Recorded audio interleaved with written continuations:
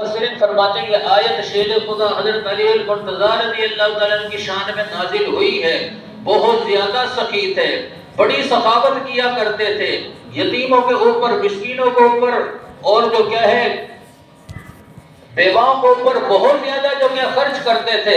ان کی شان کے اندر آیت اتری ہے وَيُطْعِمُونَ الطَّعَامَ عَلَىٰ حُبِّهِ مِسْكِينًا وَيَتِيمًا وَأَسِيرًا، کہ وہ کیا کرتے ہیں؟ نیک لوگوں کی صفات میں سے ایک صفت یہ کہ اللہ کی محبت میں یتیم کو، مسکین کو اور قیدیوں کو کھانا کھلاتے ہیں۔ کیوں کھلاتے ہیں؟ صرف اللہ کی رضا کے لیے کھلاتے ہیں، اللہ کی محبت میں کھلاتے ہیں، کسی سے کوئی لینا دینا نہیں، کسی کو پر کوئی چڑھاوا نہیں کہ آج میں نے کھلایا کل تم کھلاؤ گے، نہیں۔